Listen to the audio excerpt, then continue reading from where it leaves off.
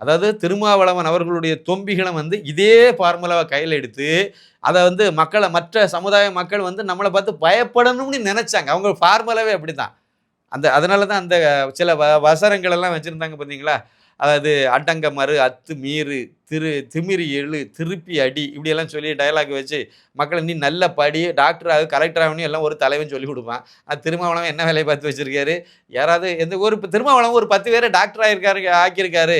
இல்லன்னா அவரு வந்து கோச்சிங் சென்டர்லாம் நீட் எக்ஸாமுக்கு கோச்சிங் சென்டர்லாம் வச்சு ஒரு 10, 50, 100 பேர வந்து டாக்டர் ஆக்கியிருக்காரு. இல்லன்னா வந்து ஐஏஎஸ், ஐபிஎஸ்க்கு கோச்சிங் சென்டர் வச்சு பட்டியலின சமுதாயத்தில உள்ள அடித்தட்டு மக்கள வந்து நெறைய பேர எம்பிபிஎஸ் ஐஏஎஸ் ஆக்கியிருக்காரு.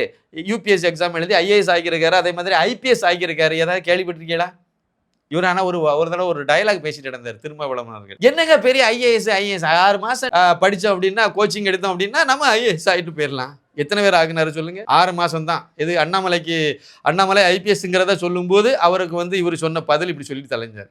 என்ன பெரிய ஐஏஎஸ், ஐபிஎஸ் அப்டின்னாரு. என்ன பெரிய ஐஏஎஸ், என்ன பெரிய ஐபிஎஸ், ஒரு 10 பேர உருவாக்க வேண்டியது தானே ஒவ்வொரு வருஷமும்.